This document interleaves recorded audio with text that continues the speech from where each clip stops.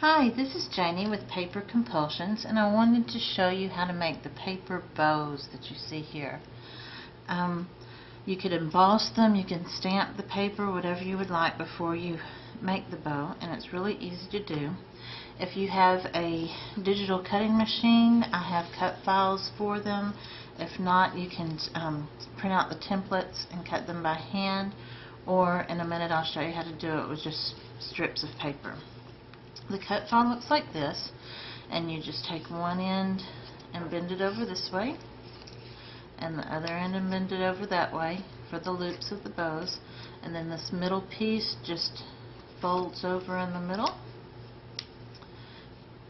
and it will look like that. I put a little bit of glue right there.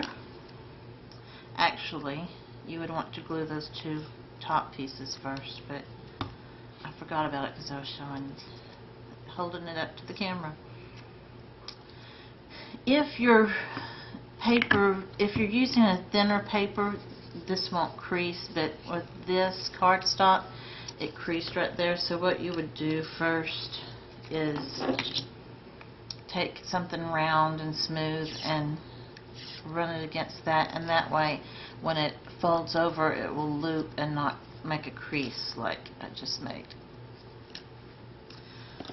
Then for the bottom, the tail pieces, you can either fold it over and have a tail like this, or you can leave it straight and have a tail like this. So naturally you would just glue that together if you wanted it straight, like I did on this card and on that one. Or if you want to fold it over, you just twist and fold like that, and I'd put a little bit of glue here and glue that together, and then put a little bit of glue on that and glue that together, and then you could play with how close or how far away you wanted the tails to be. So if you don't have a cut file like that, a digital cutting machine, let me show you. If you had a Cricut and had some oval shapes, long, narrow oval shapes, you could join them together like this. And you would also need to make, I lost the piece, hang on a second. Okay. A smaller oval like this, and I tried to make it about as wide as the widest part of the bow would be. And then you would just get those soft, and I will put some glue here and just fold that over, and then more glue here and fold that over, and then you could put glue on the back. And with this piece, I would go ahead and center it, because it's hard to get it right if you don't center it first, and then fold your ends over like this, and you glue that on the back tabs. And then for this tail piece, you could cut a strip that looks like this and just fold it over if you're going to fold the tail, and if not, take some scissors and just take a few snips out of it like that, so that there's a little bit of definition going in like that. Or you could just leave it straight. That's fine too. Let me show you, if you don't have any scissors and you just want to cut some strips of paper.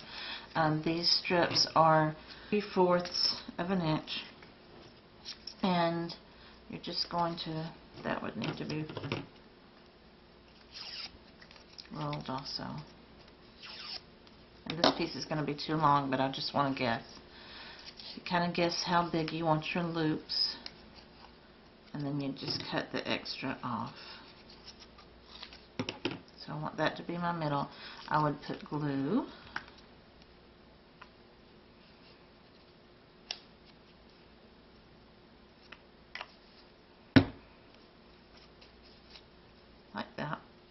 Just hold it a few seconds so that it looks like that. Then you can just leave it that thick. I didn't get it straight. Hang on.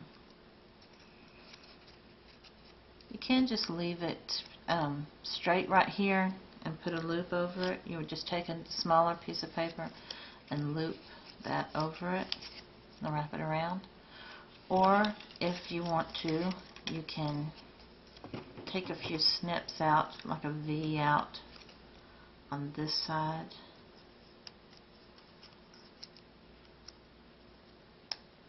Like that.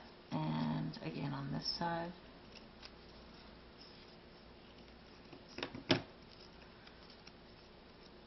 And then just kind of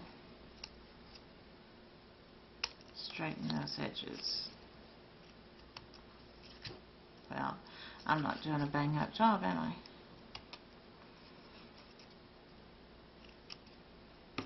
You could take more time with it. And that way it looks a little more put together, but this strip is too wide. Let's see if I had a smaller strip for the middle.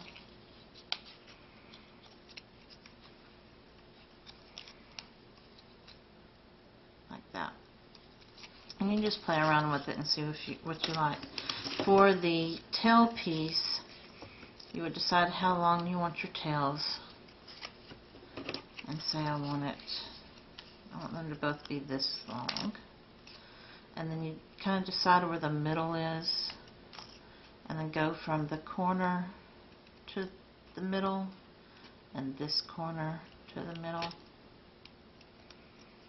And get your little fishtail shape, and then you could split them to make the tails, or you could leave it straight and have the bow on top of it, but I'm just going to grab this bow for right now.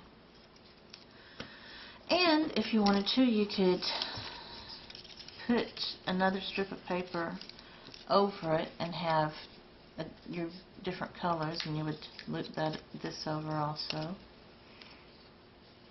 It would look like that, but mine's too long. Or you can ink the edges like I did here. I embossed this one and inked the edges. And you could also take these tails and make a little banner shape out of them. Here's one that I did earlier, playing around with it.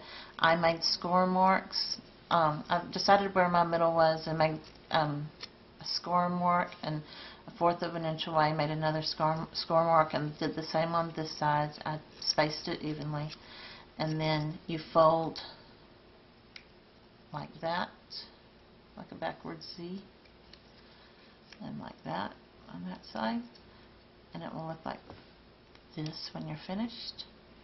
And you can stamp or put whatever you want to on the top part, and then I glue these ends down to the card. So that's it. Hope you have fun. Thanks for watching. Bye. One more thing I forgot to show this card.